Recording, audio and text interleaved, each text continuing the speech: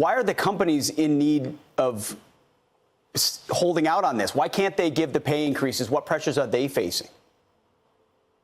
I really don't know. I know that in 2008, a lot of my sisters and brothers had given up a lot of things to save forward from the crisis, and that has not been returned to them.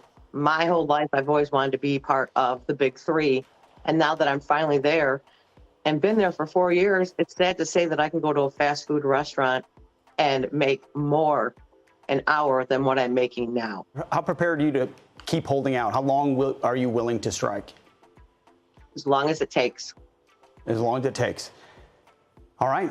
Well, we'll see. Well, we're back. We cannot stop talking about this labor summer. It is sizzling right now as we have workers from all types of sectors, from our writers and actors, unions, to the UAW, to nurses, just people just standing up. And guess what? The American people are on the side of the House of Labor.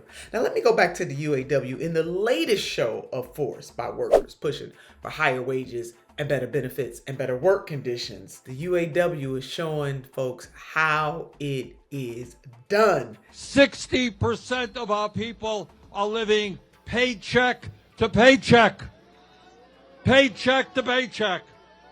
And that means that every day they are living under the incredible stress. They're worried about paying the rent. They're worried about putting food on the table. They're worried about being able to afford to go to a doctor when their kid gets sick. They're worried about the high cost of childcare. They are worried about whether they'll ever be able to send their kids to college.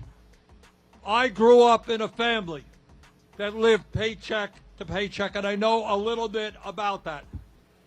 This is the richest country in the history of the world, and families in America, families in the automobile industry, should not have to live with that kind of stress. And this, sisters and brothers and family and friends, is where we need to be in 2023. It is vitally important that we understand that all of us, like 98% of us, are in the working class.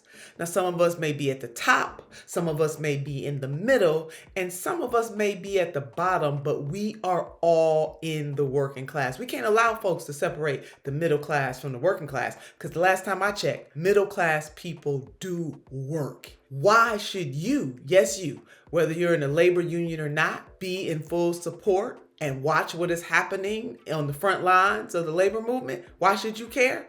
Oh, we about to go a little deeper. I want to share this polling with you. Recent polling shows that 71% of the American people sympathize with the UAW. The question was posed, who do you sympathize with? The UAW or the big three? And 71% of the American people said that they sympathize with the UAW. This is important because as wages, real wages, are not keeping up with inflation, it's just not. And workers have been denied for far too long. It is just magnificent that we are living at a time where workers are finally rising up and saying enough is enough. That we're no longer going to continue to allow the ultra wealthy to have it all and not to share the bounty with everyday people. I want you to think about that. When companies make record profits, don't you think it fair that the workers that help make those record profits enjoy in that bounty? But that's not what happens. Now, conversely, when a company is not doing so well, people get laid off. But meanwhile, back in the boardrooms, the CEOs of those companies, whether the companies are successful or whether they are failures, continue to get a platinum parachute. Now, how is that fair? I want you to think about that because your family, your friends, people near and dear to you, everybody is working and working really hard. And it does not make a lot of sense. Matter of fact, it's just flat out immoral to have the system as it is, without checks and balances on these corporations. And here at TYT, we are going to continue to report on what is happening during this summer of solidarity. Now, politicians and other corporate sympathizers will have you think that what the workers are asking for is unreasonable, but it is not unreasonable. And yes, I said other corporate sympathizers, because you will not, I mean, it may be hard to fathom, but there are some average people out there who have been seduced and they believe that the workers are asking for too much. And these are just everyday people who, if they had a major incident in their lives, would be closer to an unhoused person than they are to the ultra wealthy, sitting up here cheering on the ultra wealthy. But I digress. Let's go back to politicians. Politicians like Nikki Haley. Take a look at this. Well, I think that's it tells you that when you have the most pro-union president and he touts that he is emboldening the unions, this is what you get. And I'll tell you who pays for it is the taxpayers. You know, here, from what I understand, the union is asking for a 40% raise. You know, the companies have come back with a 20% raise. I think any of the taxpayers would love to have a 20% raise and think that's great. But, you know, the problem is we're all going to suffer from this. Former Governor Haley said the problem is we are all going to suffer. She's talking about the UAW strike. We're all going to suffer. Workers are already suffering.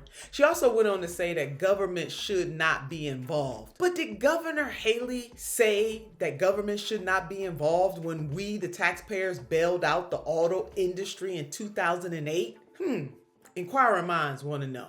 I can tell you for sure she did not feel that same way about these corporate entities being bailed out on the taxpayers' dime as she feels playing politics, the bad kind of politics, with this UAW strike. And I can assure you that the workers of the UAW and these other houses of labor, they're not asking for too much. 20% raise is not too much when you have these CEOs getting 30 to 40% raises. When you have the CEO of GM receive $29 million last year. And I said receive, you notice I didn't say earn. $29 million.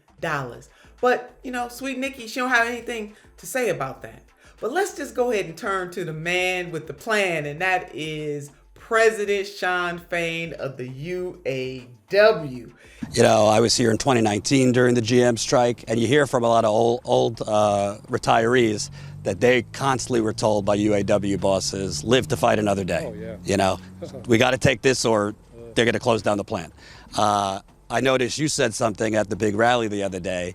We have nothing to fear. The only limit we have is the limit we put on ourselves. We've got to stop it. No limits. President Fain is absolutely right. We have nothing to fear, we being the workers, and the only limit that we have is us. It reminds me of something that President FDR once said: we have nothing to fear but fear itself. I hope that the summer of solidarity continues to rage on, and you, yes you, can get involved. Please look out for the postings about what labor unions are doing all across the country, whether it's UAW, nurses, the writers, Amazon, Starbucks, you name it. Because to the extent that our sisters and brothers and family and friends are fighting for a better life, to be able to live a high quality life, they're fighting for each and every one of us today. We stand on the shoulders and the backs of the people who fought some of these same fights in the past, and we are standing strong for the future. So know this: you deserve so much better than what you are getting. Summer of solidarity rolls on.